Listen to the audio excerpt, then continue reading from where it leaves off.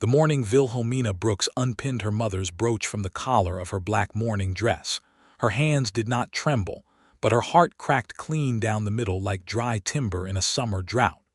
She stood at the vanity mirror in the boarding house on Elm Street in Columbus, Ohio, and she looked at herself with the particular clarity that only grief and desperation together can bring to a person. 28 years old, a widow of 7 months. A woman who had buried her husband Thomas Brooks in the hard October ground, and had since watched every comfort she had ever known drain away like rainwater through cracked floorboards. The creditors had come first, politely at first, then with less politeness.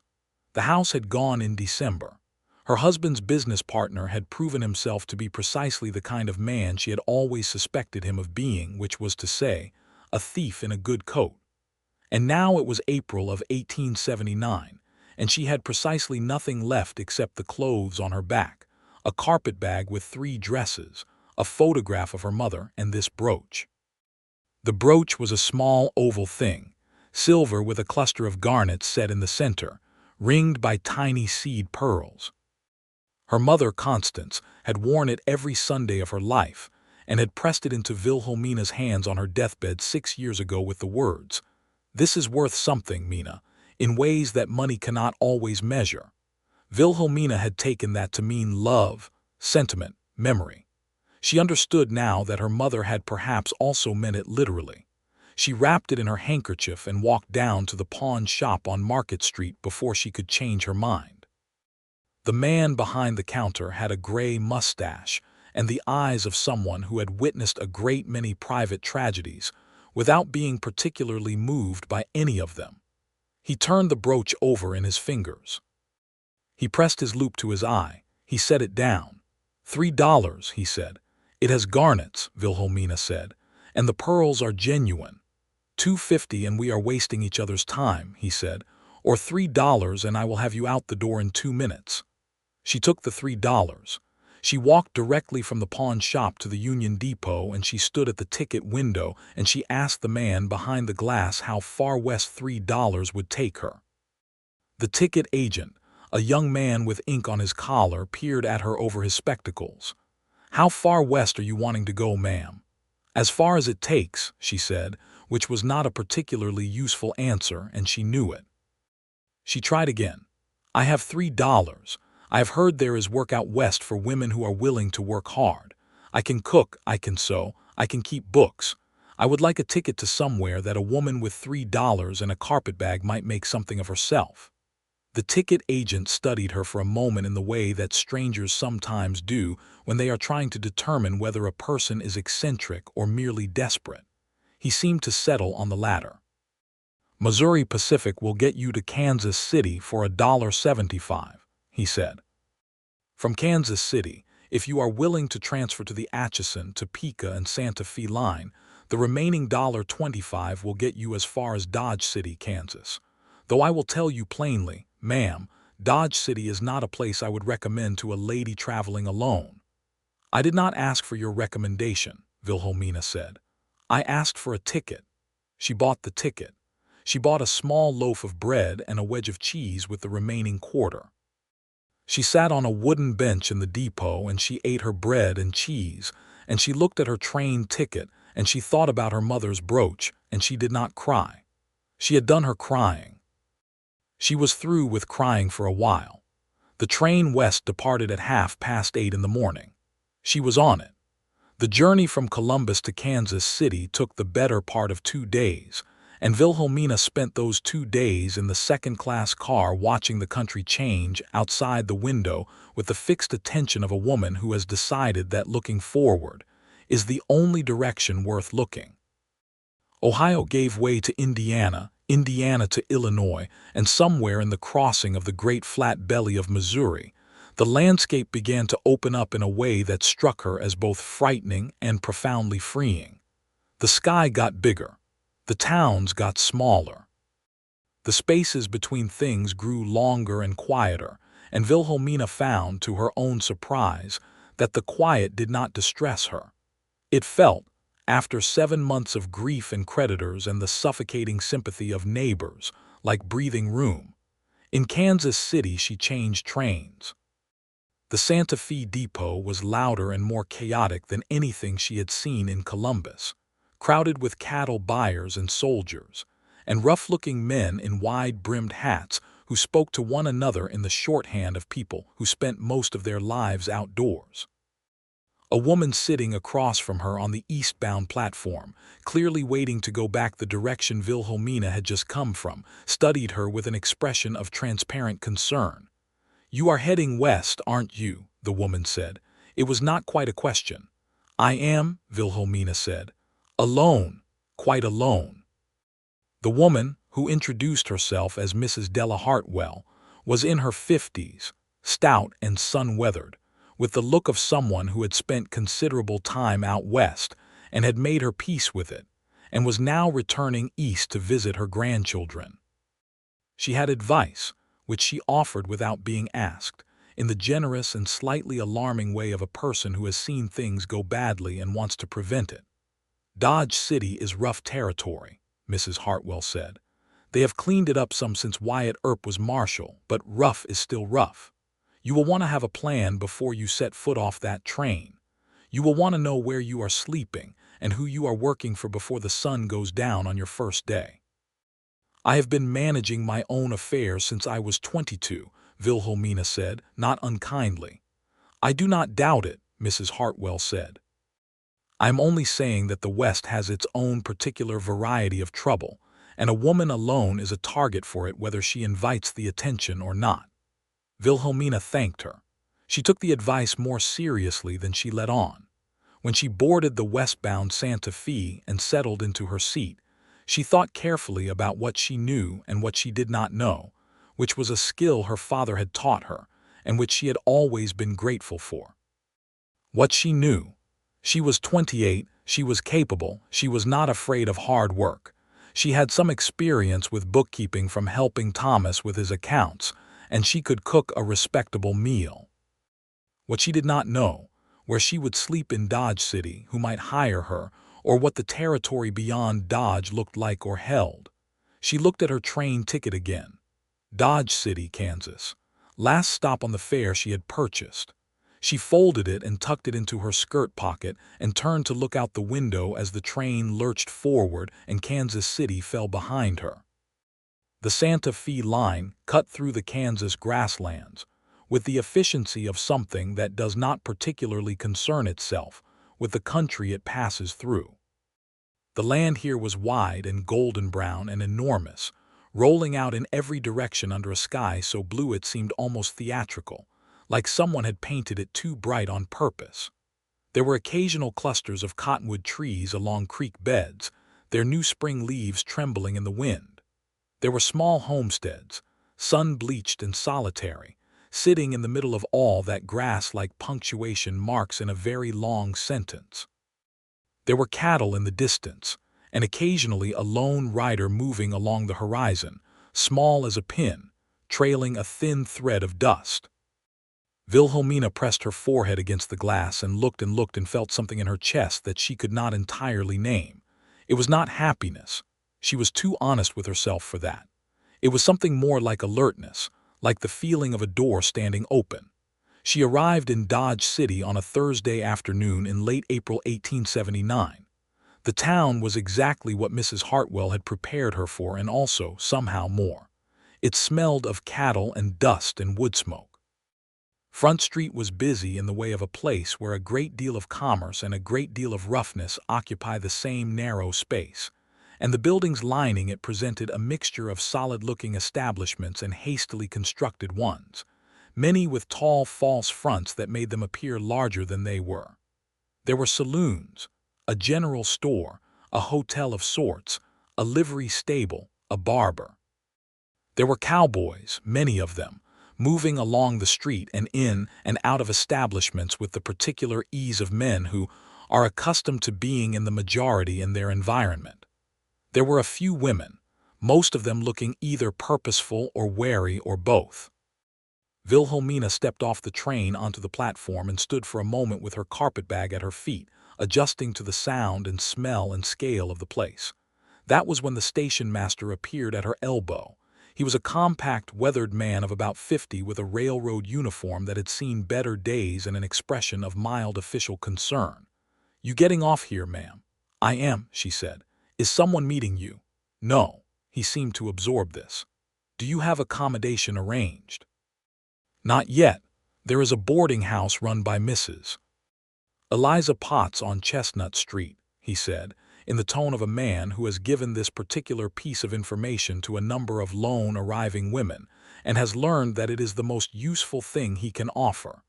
"She is a decent woman and she keeps a clean house and she does not allow trouble." "Thank you," Wilhelmina said. "That sounds exactly right." Mrs. Potts' boarding house turned out to be a two-story frame building that smelled of lye soap and biscuits, and Mrs. Potts herself was a tall, angular woman of perhaps 60 who looked at Wilhelmina with the assessing eyes of someone accustomed to making quick and accurate judgments about people.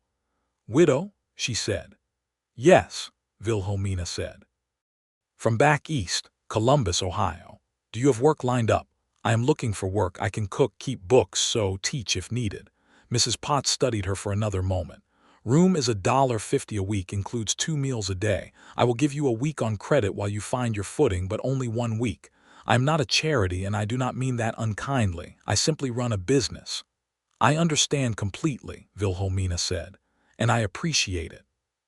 She was given a small room on the second floor with a narrow bed, a washstand, a window that looked out over the back lot, and a hook on the wall for her clothes. She hung up her second-best dress, washed her hands and face, unpinned her hair and pinned it back more neatly, and then she sat on the edge of the bed and took stock of her situation with clear eyes. She had no money. She had 1 week before she owed Mrs. Potts $1.50. She had her skills, her health, and the particular stubborn will that her mother had always called her best quality and her father had sometimes called her worst.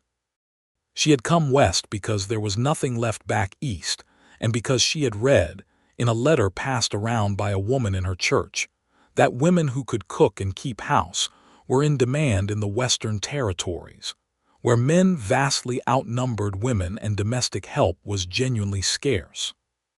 She also had, though she did not yet know this, a person on the other side of the territory who had, entirely by accident and through a chain of events that would take some time to fully explain, already paid for a train ticket. But that part comes later. The next morning, Wilhelmina put on her good dress, the dark blue wool one that had survived the sale of everything else, because she had been wearing it when the creditors came, and they could not take a dress off a woman's back, and she went out to find work. Dodge City in the spring of 1879 was at a particular moment in its short, furious history.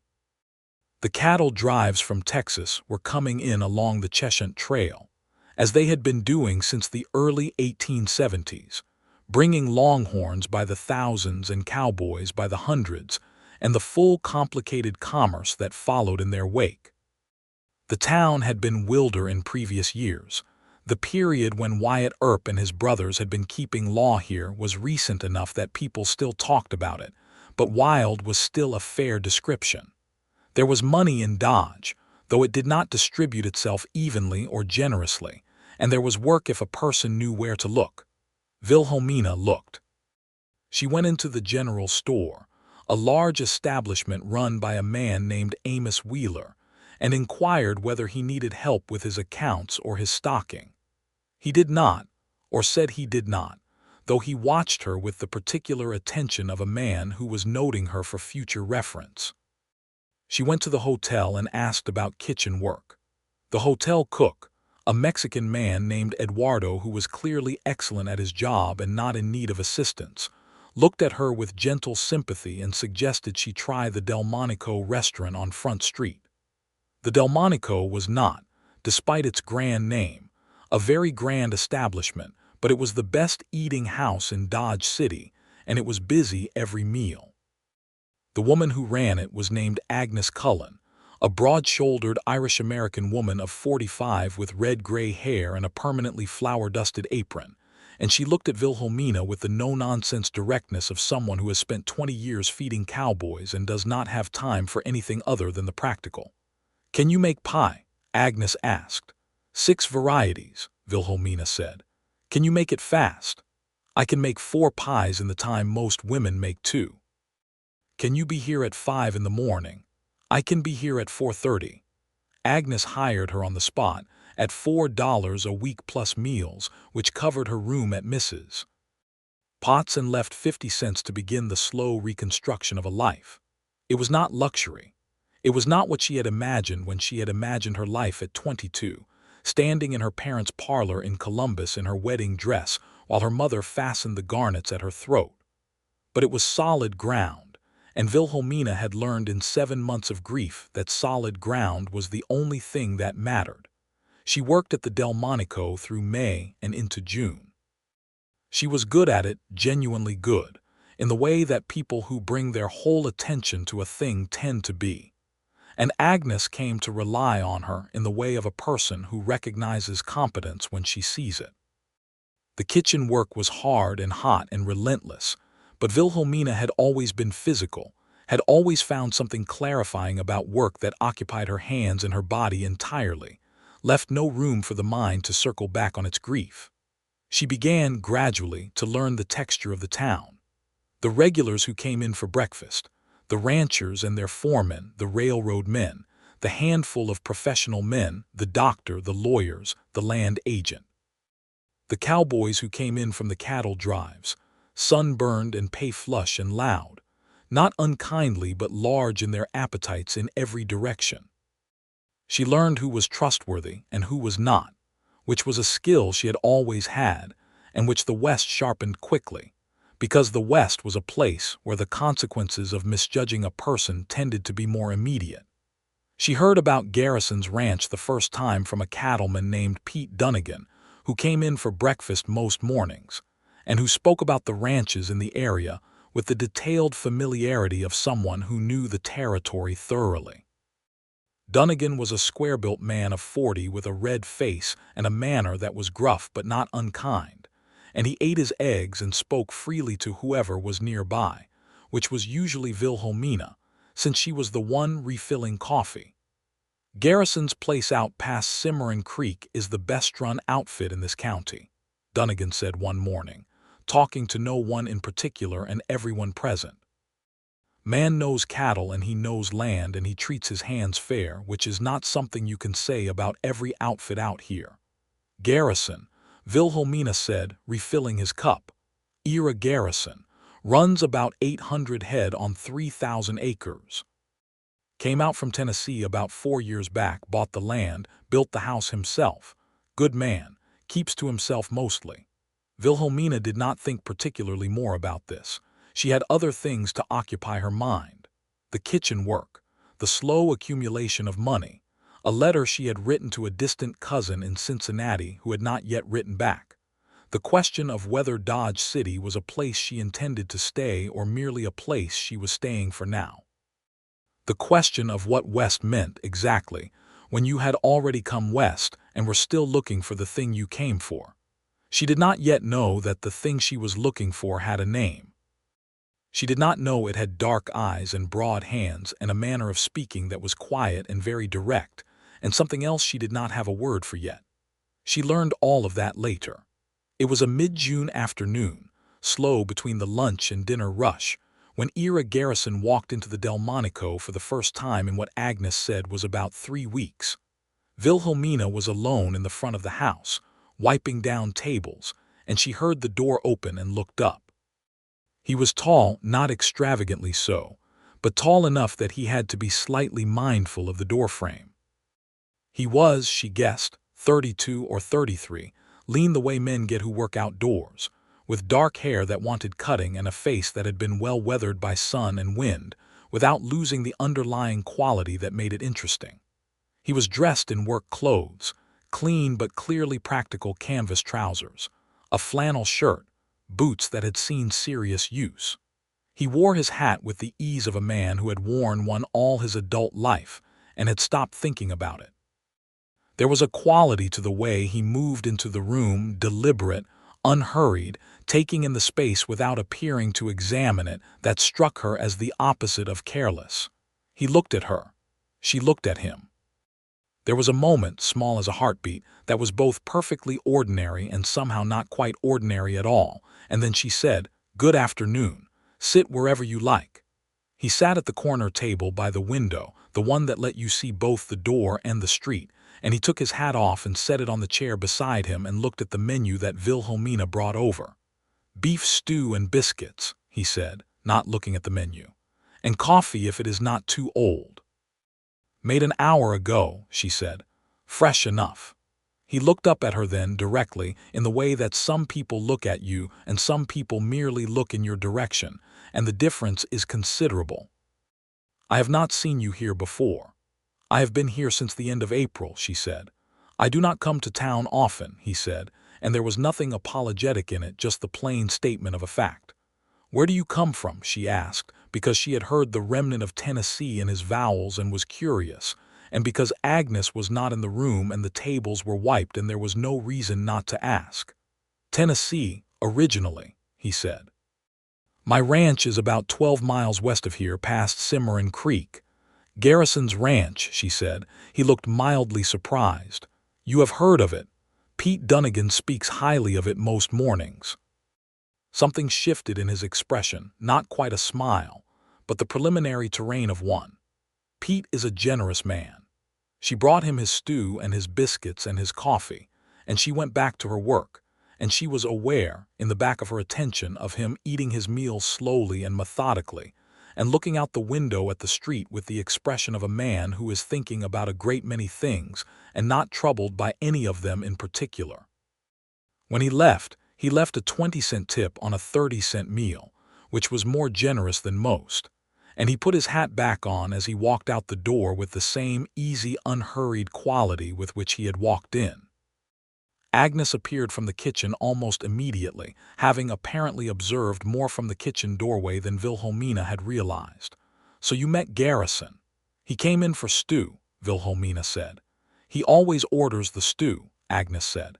"He is a man of consistent habits, which in my experience is either a very good quality or a very dull one, but in his case I believe it is good." Wilhelmina said nothing to this. "He is not married," Agnes added, with the particular innocent casualness of a woman who is not being casual at all. "Agnes," Wilhelmina said. "I am merely stating a fact," Agnes said, and went back to the kitchen. Ira Garrison came back into town 2 weeks later for supplies, and he stopped in at the Delmonico for supper, and this time the restaurant was fuller and Wilhelmina was busier, but she served his table and he ordered the stew again, and she brought him the last of the apple pie from lunch, because there was one piece left and he seemed like the sort of person who had earned pie by some general rightness of character. He looked at the pie with mild surprise. "I did not order this." "I know," she said. "It is the last piece, and I did not want it to go to waste." He looked at her. "Thank you," he said, and the directness with which he said it, the simple and unhurried quality of it, was more affecting than she would have expected. They talked for perhaps 5 minutes during a lull about the summer heat, which was formidable, about the cattle market, about a piece of machinery he had ordered from back east that had been delayed 3 times in its arrival. She told him she was from Columbus, Ohio. He said he had passed through Ohio once on his way west and found it green and pleasant and very different from what he was looking for. "What were you looking for?" she asked. He thought about this with the seriousness it deserved. "Space," he said finally. "Room to make something from nothing. Room where the decisions you make are actually your own." She understood this in her bones, in the particular way you understand something when it matches a thing you have felt but not yet found words for.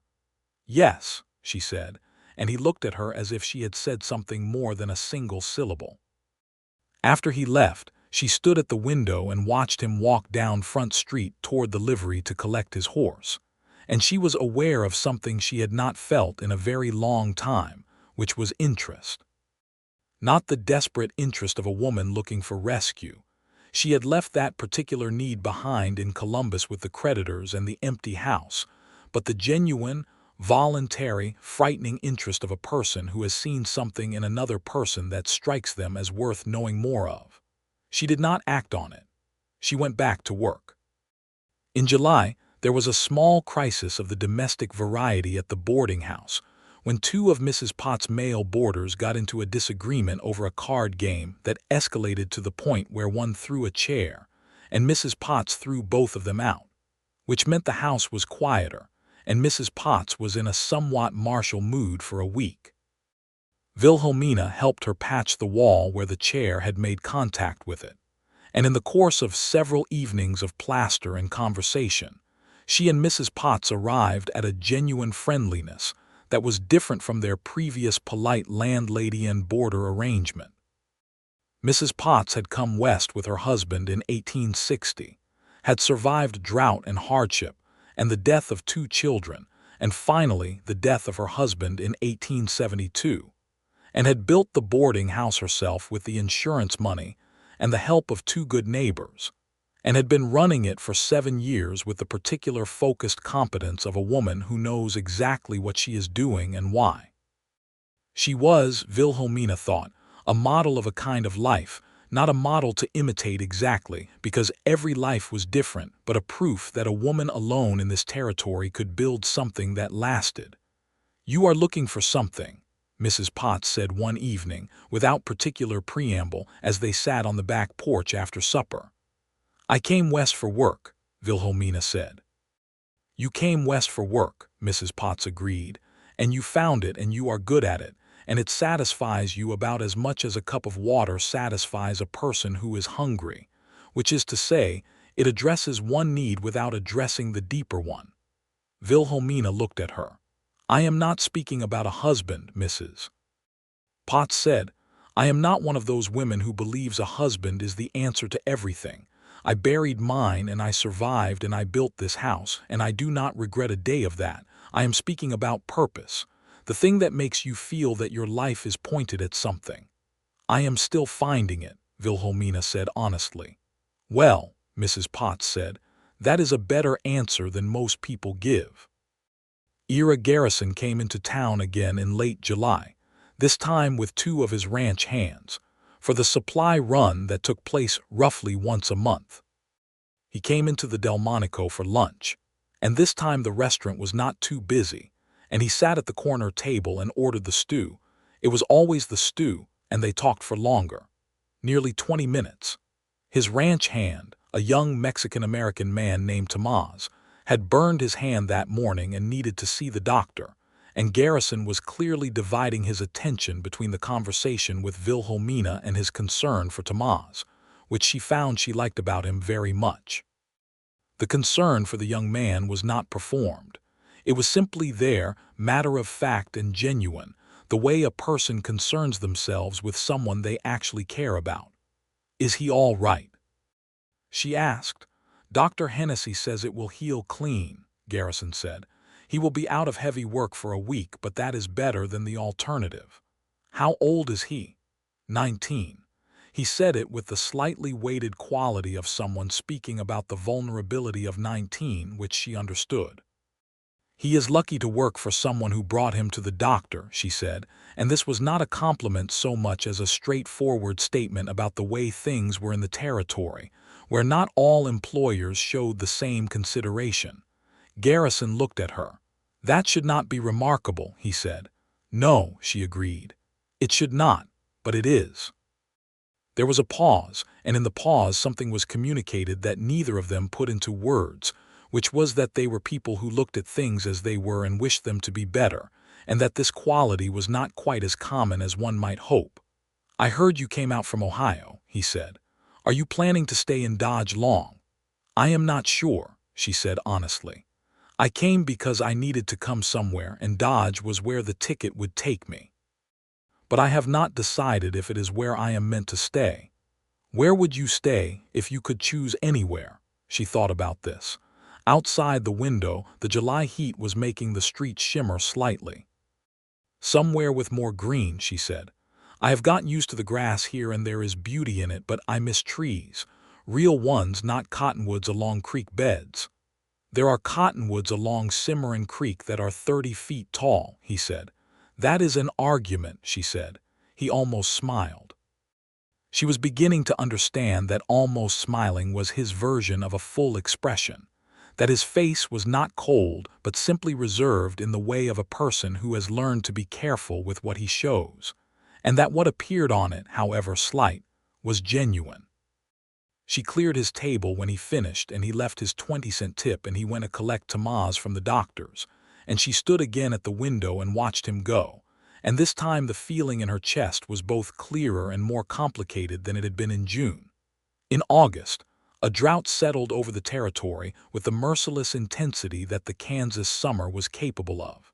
The grass turned brown and brittle. The cattle ranchers worried about water.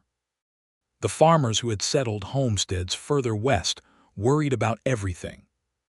The temperature in the Delmonico kitchen reached levels that made Wilhelmina feel that she was personally inhabiting the description of a certain theological concept she had been hearing about in Sunday sermons since childhood. She and Agnes worked through it, mopping their faces with damp cloths and opening every window and door that could be opened. And the business did not slow because people still needed to eat, and the cowboys were still coming up from Texas in their thousands, and all of them were hungry. In August, she also wrote to Thomas's sister, Harriet, in Cincinnati, to explain her situation and to ask about work. Harriet wrote back 2 weeks later with sympathy and the information that there was no work in Cincinnati that paid well enough to be worth the return journey, and with a postscript saying that she had heard something interesting. A friend of hers who had a sister in western Kansas had mentioned that a rancher in that area, a widower with a good reputation, had recently spoken to the local minister about the possibility of finding a wife. Harriet had not included the man's name because she did not know it, but she included the name of the minister, Reverend Cyrus Webb, at the First Methodist Church of Dodge City. Wilhelmina read this letter 3 times. She was not, she told herself firmly, the sort of woman who answered matrimonial advertisements. She was not desperate in that particular way. She had work and she had a room, and she was building something, slowly, of her own making. She also, the next Sunday, went to the First Methodist Church and listened to Reverend Webb's sermon, which was about steadfastness, appropriately enough, and afterward she lingered at the door where he was greeting his congregation, and she shook his hand and said, with the directness that was her natural mode, "I believe a mutual acquaintance may have written to you about me." Reverend Webb was a kind-looking man of 55 who gave her a searching look and then said, "Mrs. Brooks, yes, I did receive a letter from a Harriet Brooks in Cincinnati. I should be honest with you," Wilhelmina said. "I am not certain I am interested in this sort of arrangement. I came to introduce myself because I believe in being direct, not because I have made any decision." "I appreciate the honesty," he said. "The man in question is also a man of direct habits. I will tell you that much. His name is Ira Garrison." She was very still for a moment. "You know him," Reverend Webb said, noting her expression. "He has come into the restaurant where I work," she said carefully. "Several times. And what is your impression?" She thought about the corner table and the stew ordered without looking at the menu and the 20-cent tip and the concern for a 19-year-old ranch hand with a burned hand. "My impression is very good," she said.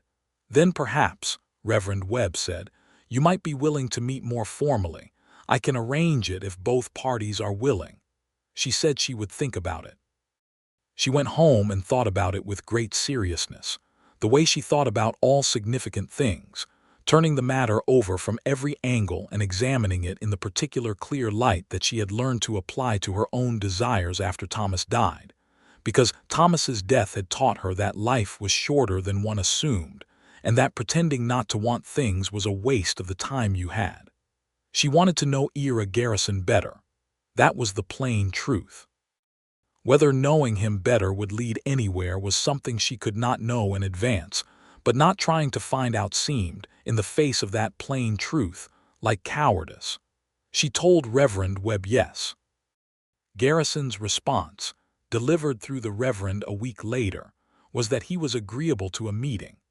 The Reverend arranged for them to meet for Sunday dinner at the Delmonico, which had a slightly awkward quality since it was Wilhelmina's place of work and Agnes was transparently thrilled about the whole situation on the first Sunday of September.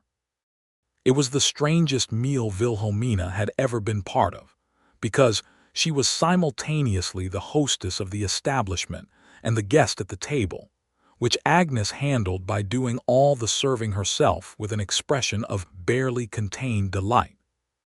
Garrison arrived exactly on time, which she had expected, and he sat across from her at the table by the window, and they looked at each other with the particular awareness of two people who have been having casual conversations for months and are now suddenly, formally looking at each other. "This feels slightly peculiar," Wilhelmina said. "It does," he agreed. "I would rather talk the way we have been talking," she said, "without the formality of it." "I would prefer that as well," he said. "Then let us do that," she said, and they did. They talked for 2 hours. Garrison had come west from Nashville in 1875. At 28, she had been right about his age. He was 32 after the death of his wife, Mary, who had died of a fever in the second year of their marriage at 23. He had stayed in Nashville for a year after her death and found that he could not stay longer, that the city was full of her in every direction, and he needed space from the grief even if he could never entirely escape it. He had come west looking for exactly what he had told her the first time: space, room, the particular freedom of a landscape that did not already know your history.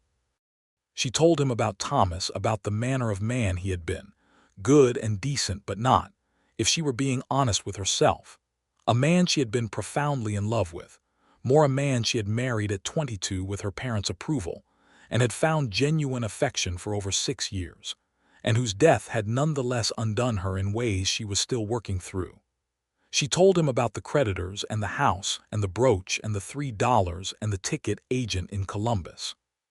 He was very still while she told this last part. "You traded your mother's brooch for a train ticket," he said. "I did," she said. "It was the most valuable thing I owned, and it got me out of Ohio, and I do not regret it, though I miss it." "What did it look like?" She described it, the silver oval, the garnets, the seed pearls. He listened with attention. She could not quite read his expression. "Your mother would understand," he said finally. "She would," Wilhelmina said. "She was a practical woman. She would have done the same thing."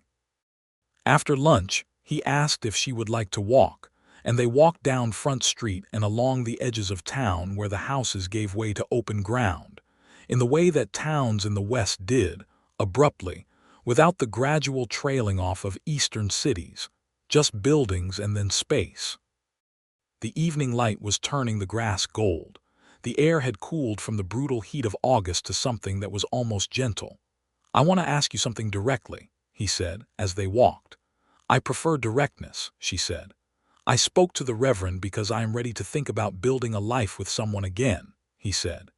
"It has been 4 years since Mary, and I have done what I needed to do with the ranch, and I have built something I am proud of, and I find that it would mean more to share it. But I want to be clear with you that I am not looking for a practical arrangement. I am looking for a person. If the feeling is not there, a practical arrangement would make us both miserable." She stopped walking and turned to look at him. The sunset was behind him, and she had to shade her eyes slightly to see his face. "That is exactly the right thing to say," she said. He looked at her steadily. "I think the feeling might be there," he said, very quietly. "From my side, I have thought about our conversations more than was probably practical." The heat in her chest at this was startling in its warmth. She had not felt that in a very long time. "I have as well," she said, matching his quietness. They walked back to the boarding house as the sky went from gold to rose to the deep blue of early evening, and he left her at Mrs. Potts' door and took off his hat and said good night in his direct and unhurried way. And she went inside and sat on her bed and felt the door that had been standing open since April swing a little further on its hinges. September came in with cooler nights and clear golden days, and Garrison came to Dodge 3 times that month, which was more often than his once-a-month habit, and each time he stopped at the Delmonico, and each time they managed to talk for longer. Agnes began pretending very unconvincingly that she was not paying attention. On the third visit in September, he asked if she would like to come out to the ranch on Sunday, when the Delmonico was closed, and see the place. He offered to send his ranch foreman, a man named Hugh Brennan, to collect her in the wagon, which was the proper arrangement for such a visit. Wilhelmina said yes. Hugh Brennan turned out to be a large, cheerful Irishman of 45, who talked continuously for the 12-mile drive to the ranch, providing Wilhelmina with a thorough and unsolicited and entirely useful history of the territory, the ranch, and his employer. By the time they arrived, she knew that Garrison had built the main house himself with help from Brennan and 3 others, that he had started with 400 head of cattle and built up to 800 in 4 years by very careful management, that he did not drink heavily and did not gamble beyond a reasonable amount, that he was fair to his employees in a way that was genuinely unusual in the territory, and that Brennan had followed him from Nashville and would, in Brennan's own words, follow him to the ends of the earth if required. "You are a loyal man," Wilhelmina said. "He is worth loyalty," Brennan said simply. The ranch was beautiful in the way that the Kansas grasslands, when you are standing in them rather than passing through them, could be beautiful. The main house was a solid 1-story building of timber and stone, larger than she had expected, with a covered porch that faced east and cottonwood trees along the creek 30 yards behind it, their late September leaves gone yellow and trembling. There were outbuildings, a large barn, a bunkhouse for the hands, a smaller building that served as a tack room and storage. The whole operation had a quality of being genuinely well tended, of care applied consistently over time. Garrison met them in the yard, and he looked different on his own ground. Not different in character, but different in the way that a person looks different when they are in the place where they are most themselves. He was more at ease, though ease was perhaps too casual a word for it. More located, she thought, more exactly where he was. He showed her around.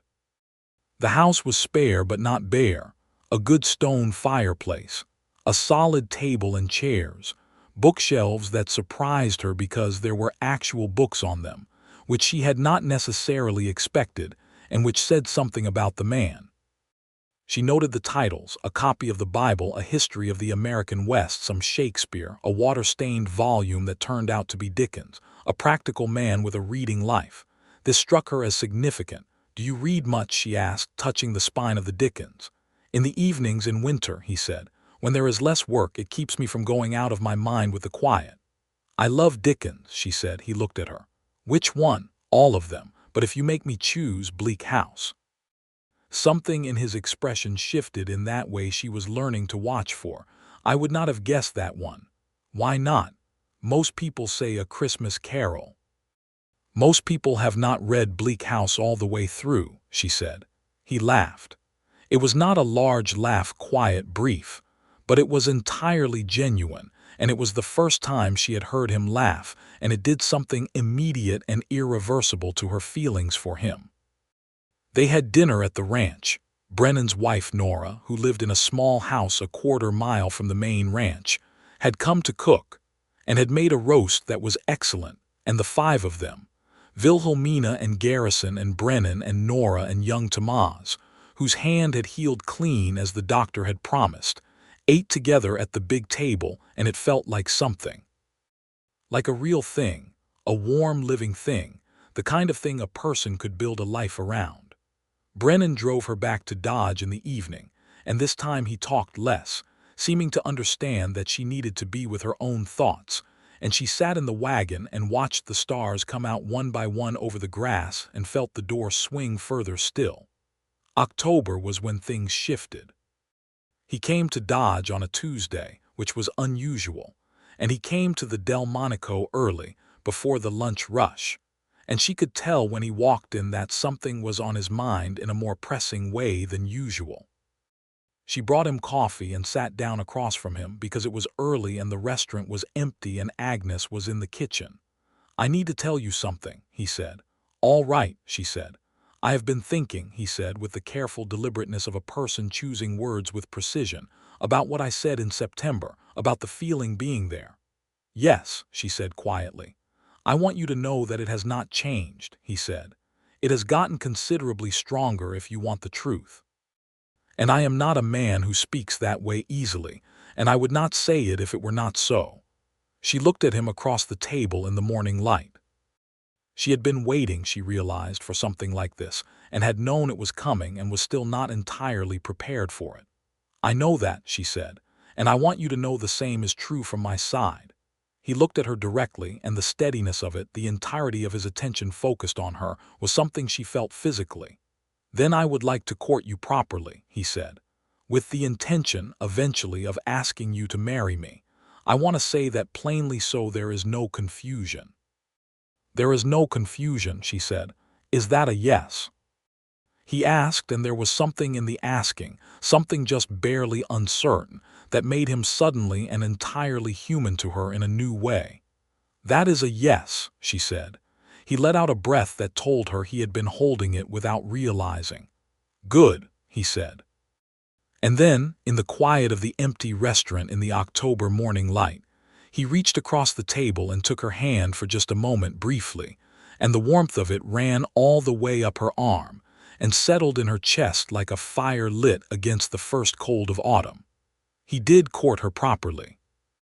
He came to Dodge every 2 weeks through October and November, sometimes more often when the ranch allowed it, and they spent Sunday afternoons walking or talking or sitting on Mrs. Potts' back porch, while the autumn turned the cottonwood trees along the creek beds gold, and the courtship had the quality that the best things have, which is that it did not feel like a performance of a thing, but like the thing itself.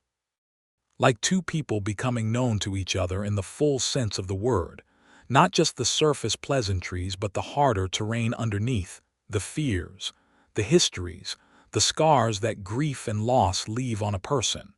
He told her more about Mary, about how they had met in Nashville when he was 25 and she was 22, and how her death from typhoid fever had been so sudden and so absolute that for a long time he had not quite believed it had happened. About how building the ranch had been, among other things, a way of doing something so concrete and physical and present that he could not slip back into the past. About how 4 years of doing that had made him, not whole. You did not become whole again after losing someone, but solidly functional, and in the end genuinely happy in the life he had built, and ready to want more from it. She told him more about her own grief, which was different from his in quality, the grief of losing a marriage that had been real but not passionate, and feeling guilty for that nuance, for the way her widowhood was complicated by the honest admission that what she had lost was not a great love but a good man and a secure life and the version of herself that had been contained within it. The loss was real, the grief was real, and yet, he said when she said this. And yet, she agreed. They were sitting on a log beside Cimarron Creek on one of those November afternoons when the cold has arrived, but the sun is still doing its best, and the cottonwood leaves were all gone now, but the bare branches had their own kind of beauty. He had brought her out to the ranch in the wagon himself this time, dismissing Brennan's services with a look that Brennan received with great satisfaction. "I want to ask you something," Wilhelmina said. "Ask," he said. "When did you know?" She paused, then added, "About me. When did you start thinking about me as more than a woman who served you coffee?" He was quiet for a moment. A crow called somewhere along the creek and the cottonwood branches moved in the wind. "The first time," he said. "The first time I came in and you were there." She looked at him. "That early. I told myself it was nothing," he said. "A pretty woman, a brief conversation. But I ordered the pie when I came back in August, specifically hoping you would be working, and when you were, he stopped. The tips of his ears had gone slightly red. I was not entirely sensible about it." She felt a warmth rise in her so complete it was nearly overwhelming. "You came back hoping to see me." "I did. And yet you said nothing for months." "I did not know how to begin," he said, with the directness of a man confessing something he finds slightly embarrassing. "And I did not want to be forward with a woman who clearly had more dignity than to be approached by some rancher she had met once over a bowl of stew." "Ira," she said, and the use of his given name was deliberate, was the first time she had used it, and his eyes came to her face immediately. "You are not some rancher. You are the specific man I have been hoping would say something for 3 months." He looked at her, and then he did something she did not expect. He reached up and touched her cheek very gently, just once, with the backs of his fingers, the way you touch something you are not sure is real. "Wilhelmina," he said, and her name in his voice was different from her name anywhere else. "Mina," she said softly. "My mother called me Mina." "Mina," he said, and it sounded like something had been settled. He kissed her the following Sunday, on the porch of the ranch house in the pale November light. And it was quiet and certain, and exactly right in the way that things are when they are the actual answer to a question you have been asking for a very long time. November moved into December, and the cold came down on the Kansas plains with full conviction, and the ranch went into its winter rhythms. The cattle drives had ended for the season, and Dodge City was quieter, the cowboys gone south, the town settling into the more sober commerce of a place between rushes. Wilhelmina continued her work at the Delmonico, and Garrison came to town every week now, the pretense of irregular supply runs having been fully abandoned in favor of simply coming to see her. On a Saturday afternoon in early December, he came to Mrs. Potts' boarding house in the late afternoon and asked Wilhelmina to walk with him. It was cold but clear, one of those winter days when the sky is an incredible deep blue and the light has an edge to it and every shadow is sharp. They walked down Front Street and past the last buildings into the open country at the edge of town, and the grass was winter brown and the creek beds were iced along their edges, and everything was very still and very beautiful. He stopped walking at the top of a small rise from which you could see the land spreading out in every direction, vast and quiet and entirely real. He turned to her and took both her hands in his. "I want to ask you something," he said. She already knew what it was. She could hear it coming the way you can hear a train before it appears, the trembling of the ground before the sound reaches you. "Ask," she said, her voice steady. "I am asking you to marry me," he said. "Not because it would be practical, though it would be. Not because it is expected, though perhaps it is. But because I love you, Wilhelmina, and I want to spend my life with you, and the ranch needs you in it, and I need you in it, and I believe we could build something good together. Something real." His hands were warm around hers despite the cold. The December sky was above them, impossibly blue. "Yes," she said, for the second time that year, but this time there was no qualifier, no hesitation, no careful consideration of terms. Just yes, absolute and clear, the way you say yes to something you have been moving toward since the morning you pinned a brooch into a handkerchief and walked into a pawn shop in Columbus, Ohio, and traded something irreplaceable for the chance to find something more. She married him in February in the small Methodist church in Dodge City, in the presence of Reverend Webb and Agnes Cullen and Mrs. Potts and Hugh and Nora Brennan and Tamaz, and several of the ranch hands who cleaned up surprisingly well for the occasion. Agnes cried. Mrs. Potts did not cry but held Wilhelmina's hands very firmly before the ceremony and said, "Your mother would be proud," which was the thing Wilhelmina had most needed to hear. She wore the blue dress, the good dark blue wool one that had been with her through everything, and Garrison wore a suit she had not seen before, dark, well-fitted, clearly purchased for the occasion, and he stood at the altar and watched her walk toward him with an expression that she knew she would see in her mind every remaining day of her life, because it was the expression of a man who is looking at something he values more than he can easily say. After the ceremony, after the small celebration at the Delmonico where Agnes had made 4 kinds of pie and Brennan gave in toast that was both very long and very sincere, Garrison helped her into the wagon, and they drove out to the ranch in the cold February evening, the stars coming out enormous and brilliant above the plains, and she sat beside him with his arm around her against the cold and felt the particular peace of a person who has arrived. But the story does not end there. The story that began with a brooch and a pawn shop and a train ticket had one more thread in it that needed closing, and it closed itself in March. It was Brennan who brought it about, without meaning to, the way the best complications in life arise, by mentioning a thing casually that turned out to be not casual at all. He came to the ranch house on a Thursday morning in March with a delivery of mail that he had collected in town, and among the letters and the seed catalog and the notice from the county land office was a small box, carefully wrapped.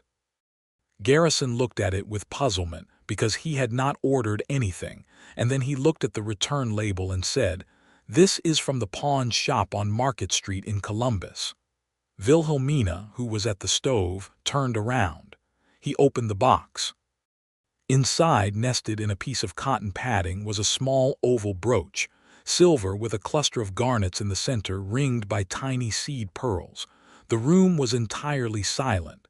She crossed to the table and looked at it, and her hand went to her mouth. "How?" she said. "How is this possible?" Garrison unfolded the letter that was also in the box. He read it. He read it again.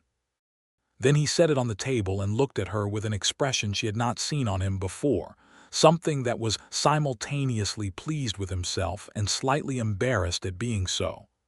"In September," he said carefully, "when you told me about the brooch, about trading it for your ticket.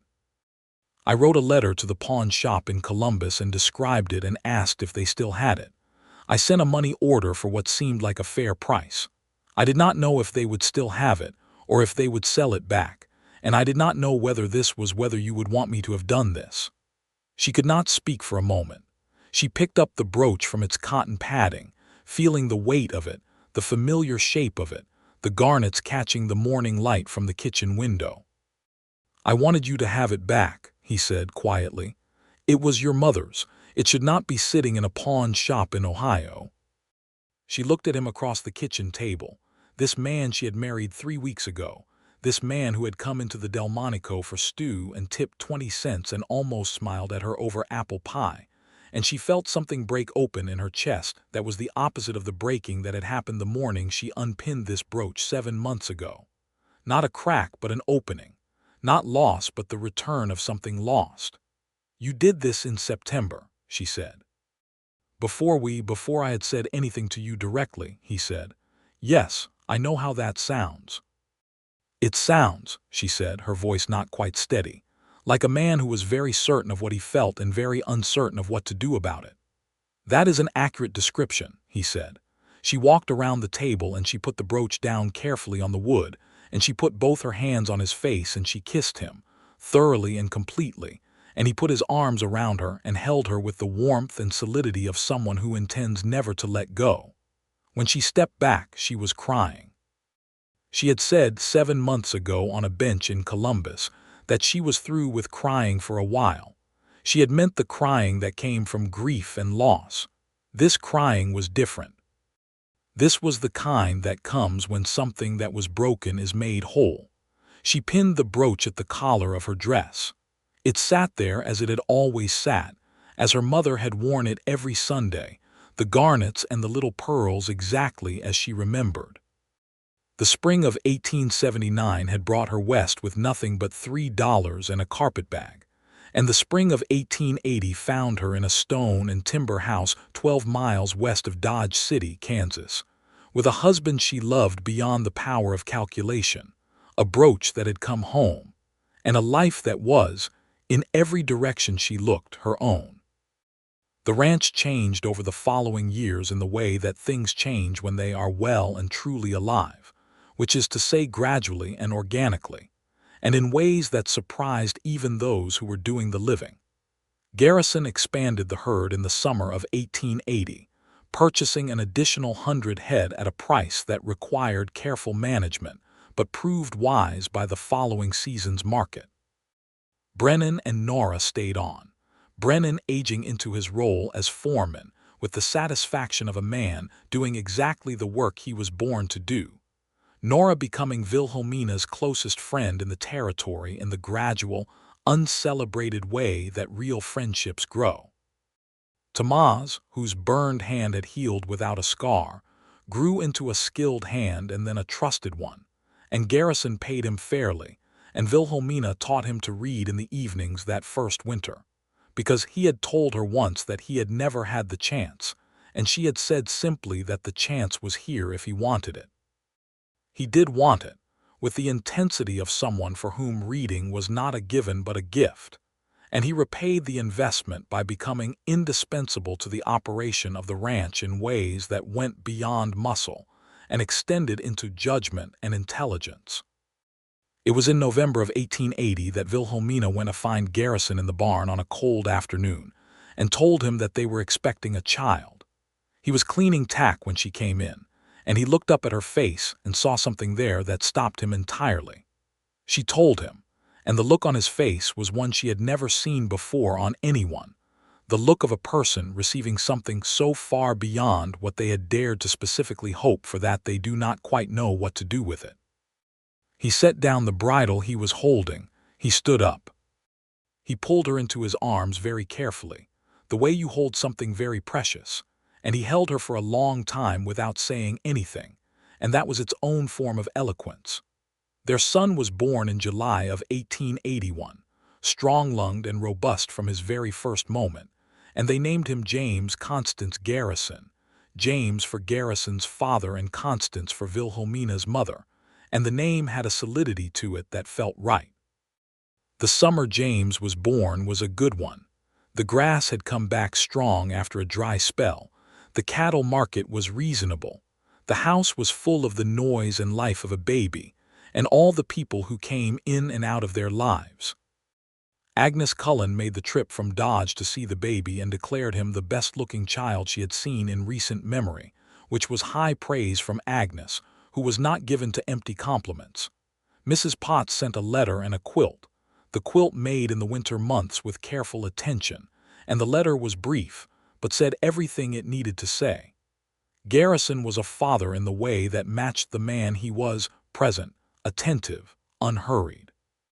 He did not treat fatherhood as a responsibility at a remove, something you delegated to women and checked in on from a distance in the manner of some men of that era. He was there, in the particular ways that mattered. He sat with the baby in the evenings when Wilhelmina was exhausted. He learned the baby's rhythms and responded to them. He read to James even before James could possibly understand, which Wilhelmina found, every time she observed it, almost impossibly moving. This man who had built his life in careful solitude, now reading Dickens aloud to an infant with all the gravity of someone who believes the infant deserves his full attention. The world beyond the ranch continued its wild, complicated business in the years following. The cattle drive slowed through the mid-1880s as the railroads pushed further south, and the open range gave way to fenced land. And Garrison adapted, as he adapted to most things, by reading the direction of change early and moving with it rather than against it. He added horses to the operation, finding a market in the army and in the growing community of ranchers who needed quality working stock. He acquired additional land along Cimarron Creek in 1883, bringing the total to nearly 5,000 acres, and the house grew a room at a time, which Wilhelmina had planned and he had built, until it was a real and substantial place that looked as though it had always been there. In 1883, a second child arrived, a girl this time, dark-haired like her father, with her mother's particular quality of paying attention to the world. They named her Clara Margaret, Clara because Wilhelmina had always loved that name, and Margaret for Nora Brennan, who cried when she heard it and then pretended she had something in her eye. The territory itself was changing. Kansas was no longer the wild, barely governed place it had been in the early cattle drive years. Towns were growing more settled. Churches and schools were being built. The rough edges were smoothing, not entirely. The West was still the West, and the distances were still enormous, and a person still needed to be capable of managing their own life without much institutional support. But the quality of the place was evolving, and on the whole Wilhelmina found this good, because she was a person who believed in the value of schools and churches and civic order. even as she also valued enormously the freedom and space that the West had given her. She taught school for 2 winters in the early 1880s, running a small school for the children of the homesteaders within 10 miles of the ranch, because there was no teacher within reach, and the children needed one, and she was, by training and inclination, capable of providing it. She did this without any sense that it was remarkable. It was simply a need she could meet, and so she met it, but the families whose children she taught remembered it, and the gratitude was real. There was one afternoon in the autumn of 1884 that Wilhelmina thought about many times afterward, because it arrived without announcement and contained everything she might have said about the shape of her life, if she had been trying to describe it. Garrison had come in from the range early, something that happened rarely, and he came into the kitchen where she was making bread. James, now 3 years old and underfoot in the industrious and cheerful way of a 3-year-old. Clara in the corner in her little chair making sounds that she apparently found satisfying. The kitchen smelled of bread, and the fire was going in the hearth, and the late afternoon light was coming through the windows in that long, golden autumn way. He stood in the doorway for a moment, taking all of it in, and she looked at him and saw it on his face, that look she knew so well by now, not the dramatic intensity of a new feeling, but the deep, steady warmth of a feeling that has proven itself over time. He came in and he kissed her temple, and he picked up James and held him against his shoulder, and James, who was attempting to describe something that had happened in the yard with a comprehensive enthusiasm that exceeded his available vocabulary, continued his description uninterrupted, while Garrison looked at Wilhelmina over the top of his son's head with the dark eyes she had first seen across a restaurant table and loved across 5 years. "Good day," she asked. "Good day," he said. "Very good."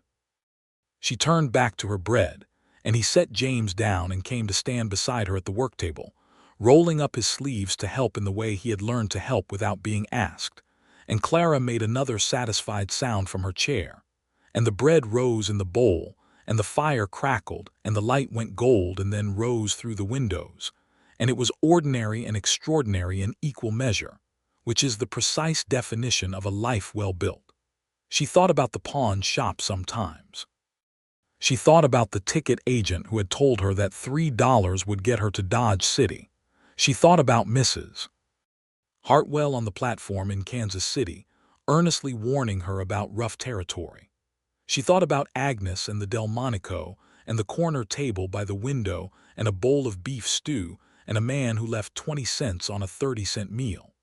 She thought about the morning she had taken the brooch off her collar and wrapped it in her handkerchief and walked to Market Street, and how that act, which had felt like pure loss, had been the first step toward everything she had. The brooch lived now on the dresser in the bedroom she shared with Garrison, in a small wooden box he had made for it specifically, lined with velvet from a piece of an old dress. She wore it on Sundays, just as her mother had, the garnets catching the light, the seed pearls as small and perfect as they had always been. Sometimes Clara reached for it with the instinctive gravity of a small person drawn to beautiful things, and Wilhelmina would let her hold it carefully and would tell her about her grandmother Constance, about the Sundays in Columbus, about a brooch that had gone west and come home and gone west again, and this time had stayed. She would tell her when she was older about the train ticket, about the last stop, about the man who, it turned out, had already paid for what she came looking for, not the fare but the thing behind it, the life, the home. The love that was built here on this land, beside this creek, in this house, in the long, steady warmth of this particular life with this particular man. Not every debt is financial. Not every payment is made in money. Sometimes you pay for something years before you know you need it, in acts of quiet faith and small, irreversible courage, and the payment is honored by the world in ways you could not have predicted from the beginning, standing in a pawn shop with a brooch in your handkerchief, and the future entirely open and entirely uncertain before you.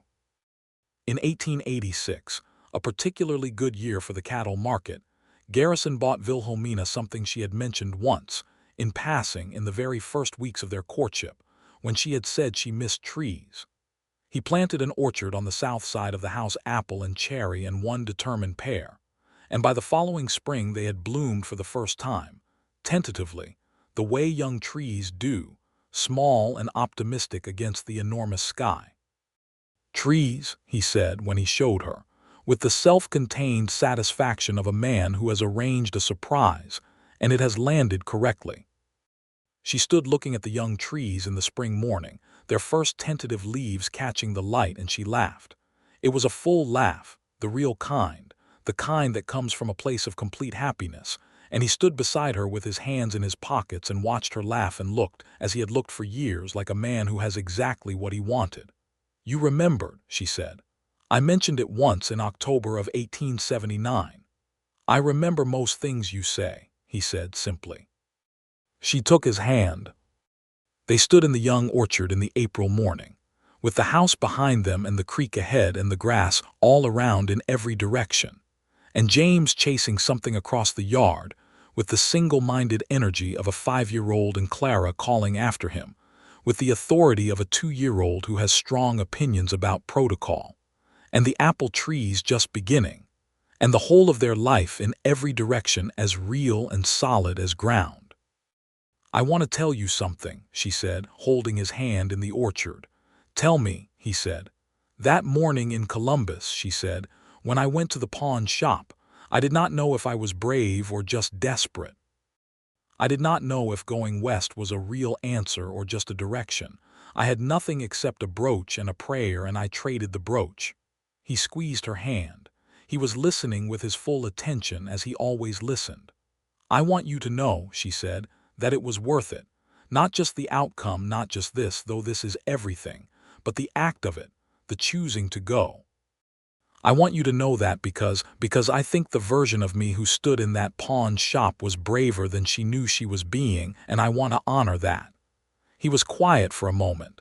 The orchard moved in the gentle spring wind.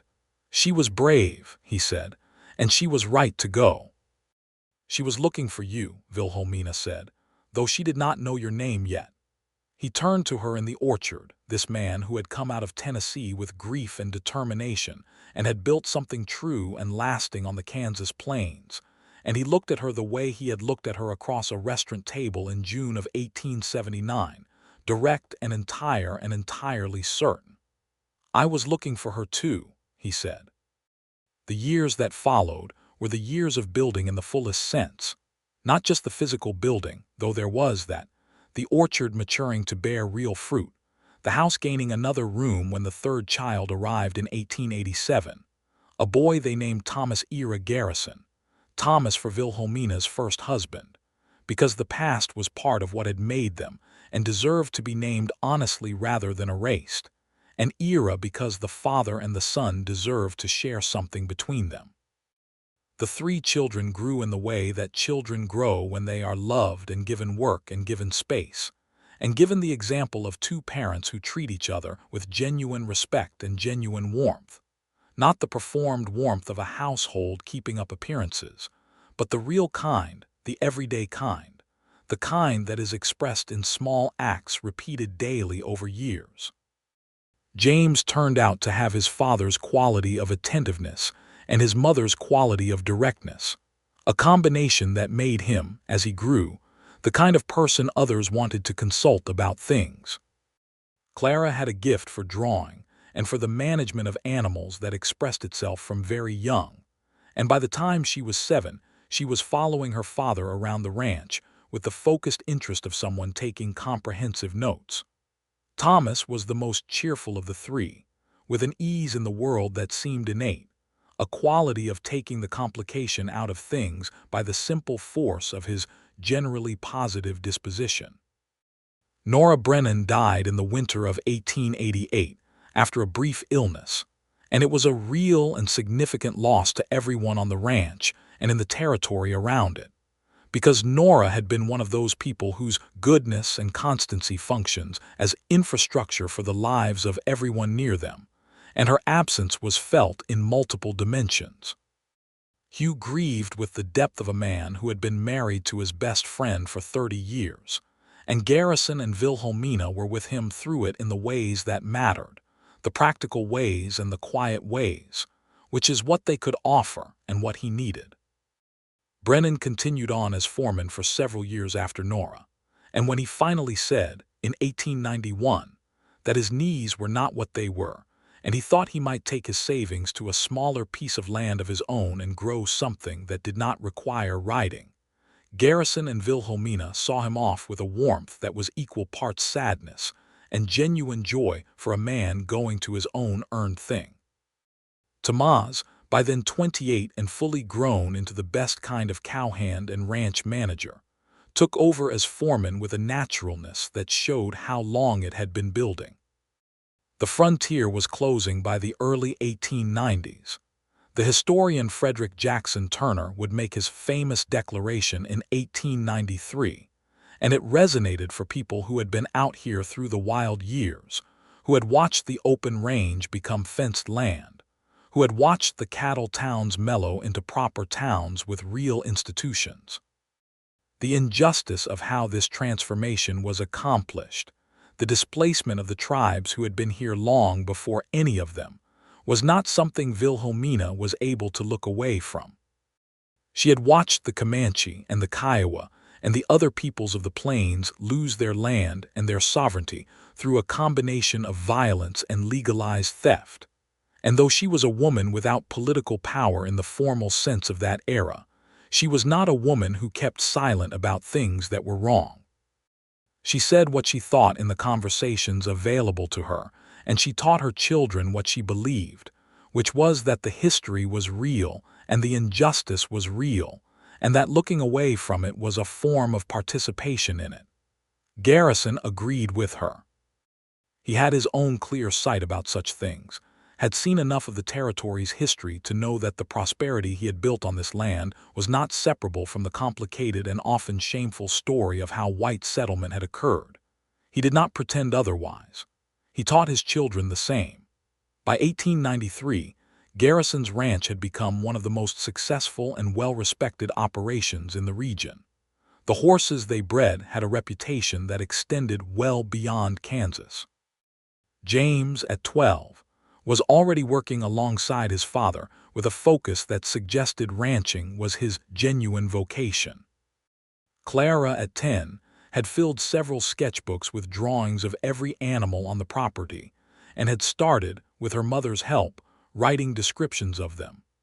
Thomas, at 6, was the unofficial emotional custodian of the household, checking in on everyone with a consistency that was both touching and occasionally exhausting. Wilhelmina, at 42, was a woman of visible substance and grounded presence, someone who had been shaped by this land and this life in ways that had made her, she knew, a different person than the one who had stood in the Columbus pawn shop in 1879. Not better or worse, not a correction of that earlier person, but a continuation, the earlier woman having made the choices that led to this one. The thread running unbroken from the brooch and the handkerchief and the train ticket through to here, this afternoon, this kitchen, this house, this family. She was at the kitchen table one autumn evening in 1893, writing a letter to a woman in Wichita who was running a school and had written to ask Wilhelmina's advice about the curriculum, when she heard Garrison come in from the range.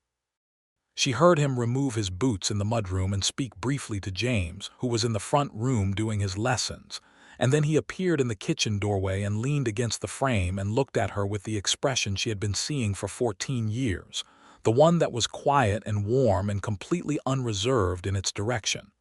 "Sit down," she said. "There is coffee." He sat. She poured. He took his coffee and wrapped his hands around it and looked at her over the rim, and she looked at him.